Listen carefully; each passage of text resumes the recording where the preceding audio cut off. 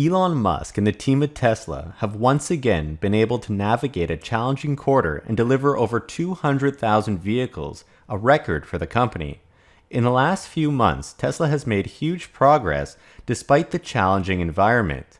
The chip shortage has affected all automakers, including Tesla, but the Tesla team has taken drastic action to minimize the impact by doing things such as increasing its supplier base and writing new firmware to support a wider set of chips, and this has paid off in spades as deliveries continue to hit new records. These past few months, the company has made huge strides, unveiling the Plaid Model S. They set record vehicle deliveries, began rolling out Tesla Vision and new full self-driving beta, and we've even received more details about Tesla's supercomputer as per our last video.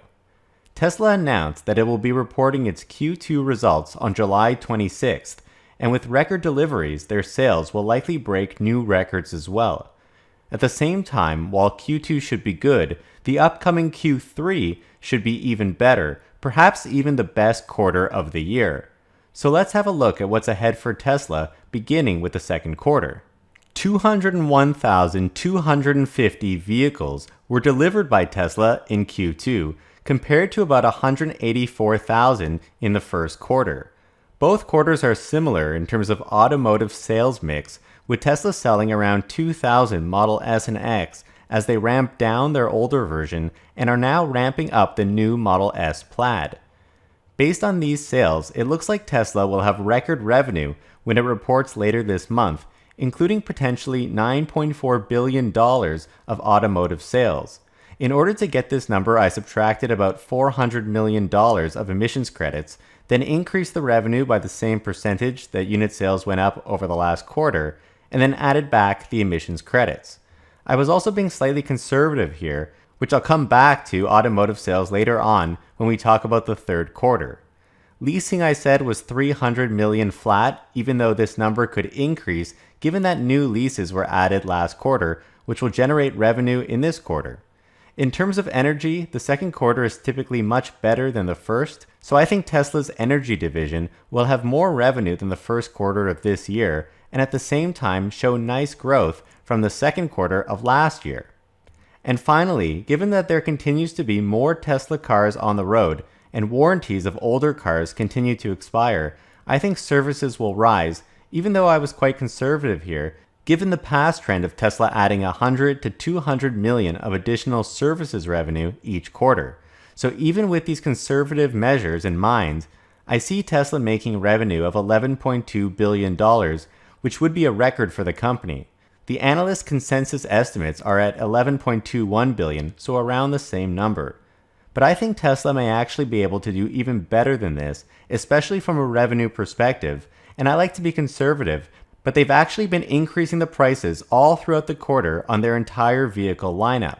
They've added a few $1,000s to each car, with Model 3 now starting just below $40,000 and Model Y at $53,000 for the long range. While I think longer term, Tesla will continue reducing prices as their manufacturing costs get cheaper and as they aim to hit a larger market. But currently, we're seeing increases in raw costs and materials, which is causing shortages and raising the prices of the inputs that go into making cars. It also makes sense for Tesla to increase price because demand seems to be extremely strong.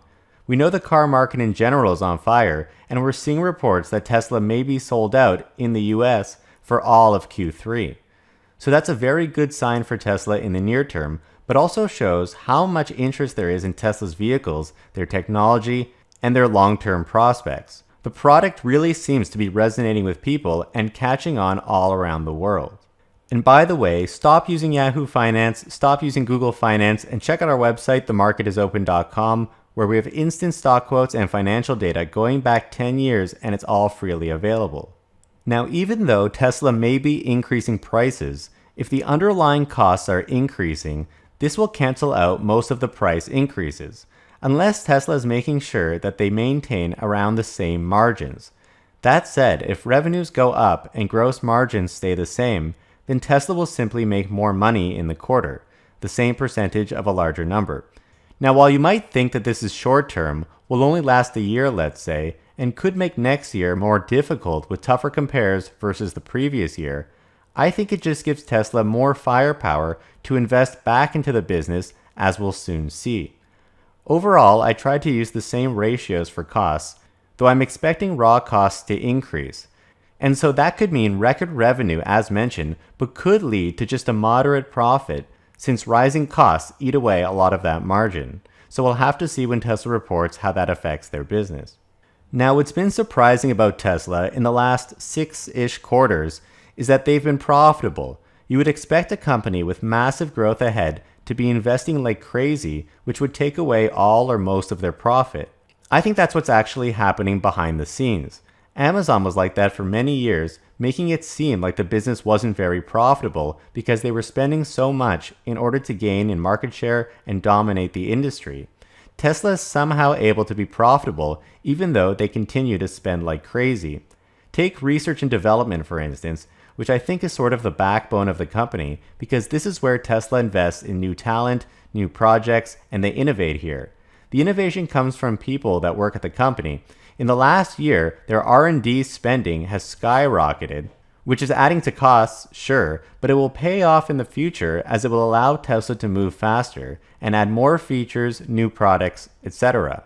So I'm happy to see this, and I think R&D will increase to $700 million, possibly even more since we saw a massive jump in the last few quarters. R&D has at least doubled in size in the past year. Now, SG&A, I think, will increase as well. In the past, Tesla has done a great job of keeping this low, but as Elon has said, they're spending money in a smart way, but as fast as they possibly can. It's almost like Tesla is in a hurry trying to grow the company. And there aren't that many companies that have this opportunity. So even if it hurts the current quarter, this is what you want to see to help the long term. Overall, I think Tesla could have operating earnings slightly less than what they had last quarter due to increased spending, but keep in mind that for restructuring, they also had a $101 million gain from the sale of some Bitcoin in Q1, which likely won't repeat itself this quarter. Actually, if you back out that one-time gain from the last quarter, this quarter could be a record earnings quarter for Tesla as well. Now, I think this second quarter will be pretty positive and exciting, but Tesla is really set up nicely for the upcoming third quarter of this year, which just started and we're in right now. And the third quarter of every year historically tends to be the best quarter of the year for Tesla, even better than the fourth quarter, which usually contains a bunch of one-time items, a final year-end push, and end-of-year bonuses. In the third quarter, the Model S could make a meaningful comeback since Tesla increased the Model S Plaid price by $10,000 just as they unveiled the vehicle. Now, I don't think this will have much of an impact on this quarter, Q2, but it could help Q3 quite significantly.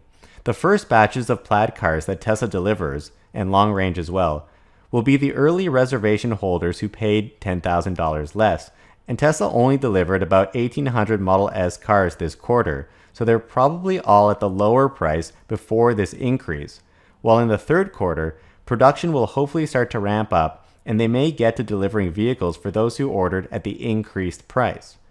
While not all deliveries in the third quarter will be Plaid for S and X, adding $10,000, for example, for every 1,000 cars delivered, that's another $10 million of free profit. If they deliver 10,000 Model S and X, mainly S since X Plaid isn't ramping yet, that could be as high as $100 million additional dollars, which is very significant for a company that so far has only made profits in the low hundreds of millions of dollars for a single quarter. Model S and X sales have been at all-time lows since the vehicles were originally launched, as Tesla switches over their factories to Plaid and the new long-range version and start to ramp back up. It appears that these vehicles are now cheaper for Tesla to manufacture, will have a higher price tag, and are way better cars than anything Tesla has ever delivered, not to mention what any other competitor has ever delivered. So Tesla will likely see a huge demand boost. It's possible that people were holding back purchases of these vehicles because of rumors of new designs coming, but now that they're here, demand gets unleashed on these new cars, which could go back to their all-time highs in terms of sales. But Model S deliveries for now will depend solely on Tesla's production ramp-up. If they can add back just 10,000 of these high-margin luxury vehicles back into the mix, Tesla's profitability will increase enormously instead of relying on the lower margin, lower price, but high volume Model 3 and Y for profitability.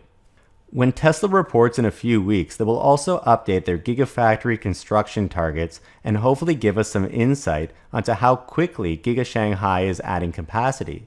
And investors are extremely excited to learn more about when Giga Berlin and Texas will be ready to start producing vehicles.